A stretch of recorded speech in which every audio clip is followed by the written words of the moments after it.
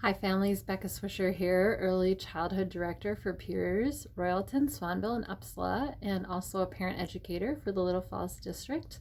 I am so excited to bring to you a little teaching blurb to go along with our Get Ready for Kindergarten brochure. So we were fortunate to be the recipients of a grant in Morrison County to survey our kindergarten teachers. And yes, we surveyed all of them. We connected with all of them to really gather from them what they see as the best things you can work on with your children to help them be successful in kindergarten. And so you probably have the print brochure in front of you. And if you do, I'm going to walk through step by step some things you can do at home. And if you don't have the brochure in front of you, guess what? I'm going to summarize it for you here. So it was amazing, let me tell you that, about how aligned everyone was across the districts with what were the priorities. And some of them are going to surprise you. I think a lot of times people are really worried about their children's ability to know their letters and their numbers. And those are really cool skills for them to have. But the base of everything is a lot of social emotional learning. So you'll see that as I walk through of these. So the first one is the ability to share and take turns. So how can you practice this with your child? You practice it by getting them around kids. And so take them to the park, take them to ECFE classes, bring them over to a friend's house, get them to church Sunday school classes, anything where your child has to learn how to navigate sharing and taking turns. Playing games at home is another really good way to work on this. The next one is the ability to draw or write with a pencil or a pen. So pencil grip is a tricky one. It starts with just having strong fingers and strong hands. So as you're working on that, Play-Doh is great.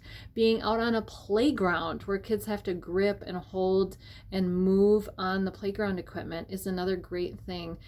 We are always looking for that tripod grasp, the chance for kids to wrap their fingers around. You can put a piece of cotton in their other two fingers for them to grip. That helps force that tripod grip. Also, things like golf pencils or broken crayons are another great way to kind of force that grip. So easy ways to practice at home. The ability to use scissors effectively. Again, scissors come down to a lot of fine motor strength. So think of that movement, the opening and the closing of the scissors require different motions and the ability to be strong enough to do that. My favorite way to tell children as they're learning how to cut, kids, a lot of times they'll try to turn their hand this way or they'll try to hold their hand away from them. And easy thing to remember is thumb up, elbow in. So when your elbow is close to your body, you have more control and more strength. And thumb up helps them remember which direction they should be holding the scissors. So practice cutting little strips of paper so that they're just making confetti. And you can also practice cutting Play-Doh. That's another really good thing for practicing cutting. The next one is the ability to follow verbal directions. When I think about life in the classroom, there are a lot of directions to follow. And if your child is used to you telling them a direction like, Johnny, I need you to go pick up your blue shorts and bring them here.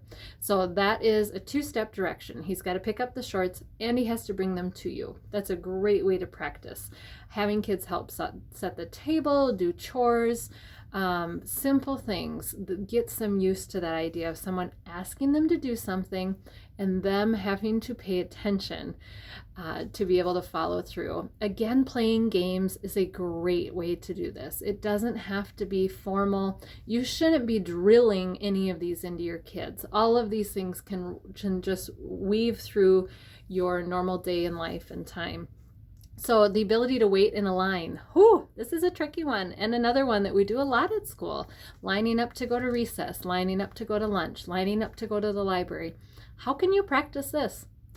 by waiting in a line. Bring your child to the bank, bring your child to the grocery store. Help them figure out what they can do while they're waiting that isn't going to get them in trouble at school. Can you teach them how to twiddle their thumbs, how to tap their feet, how to busy themselves so that they're able to be calm while they're waiting? I know that sounds like a counterintuitive way to think about that, but we all have things that we do. A lot of us pull out our phones. Your child won't have a phone with them, so help them build a few skills about waiting in line. The next one is, can they recognize their name? Not necessarily write it all yet, but recognize it. That's step one. Step one is to recognize. Try this out. Write their name on index cards or pieces of paper and tape them up here and there around your house. Also, tape up other names. So an easy way to start this is to use everyone's name in your house and put them on a different color. So your child first learns that color is theirs, and then make them all the same color. Do it again another couple weeks or a month down the line and make them all the same color. Then your child has to visually discriminate which name is theirs. So that will help them with things like finding their desk, finding their cubby or locker, finding the things that are labeled with their name. So great skill to practice. The next one after that, or while they're learning that, is the ability to write their name. So the easiest way to start with this is to have you write your child's name and have them trace it. And there's some really cool places online where you can type in their name and it'll pop out different, those dotted letters and stuff like that. So there's really cool ways you can break it down. You can laminate it and have them do it with a dry erase marker. Once they're ready to do it more on their own, go draw their name in the sand. Put flour on a cookie sheet and have them draw their name that way. There's really a lot of ways out there to learn, to make it fun for them as they're going about it. So chalk is another fun one to use as well in the summer. The next one is listens to adults and follows rules.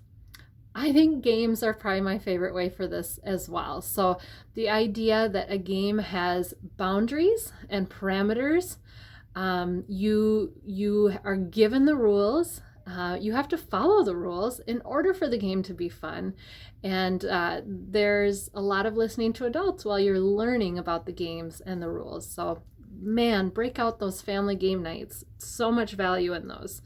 The next task is for your child to be able to transition from one task to another. So being able to switch gears. So there are a lot of ways you can practice this at home. When your child is playing, helping them know it's time for supper, and what they need to wrap up about their play before they come to supper. Johnny, once your trucks are put away, then we're going to go eat. Things like that. The last one is can take care of their toileting needs. So there are a lot of kids with different needs out there. Some might have toileting needs as a part of their educational goals. That would be written into their IEP. But for a typically developing kiddo, toileting needs, they need to be kind of locked down when school starts. So make sure your child has opportunities to learn how to wipe themselves well, how to wash their hands, how to express when they need to go to the bathroom. Some kids feel really nervous about that when they start school. So help them make sure they understand how to go about that as they come into the classroom. So thank you for listening. I hope that these are encouraging to you. These are all things you can work on at home before your child gets to school, before they get to the school age, that will help with your child's kindergarten success. So we are amazed at you parents and all that you do. Thank you for your investment in your child. There's no other relationship that matters more in their world than their connection to you, and we are excited to support that. So keep up the great work and connect with your local school district if you have more questions. We are honored to help guide you. So have a great day.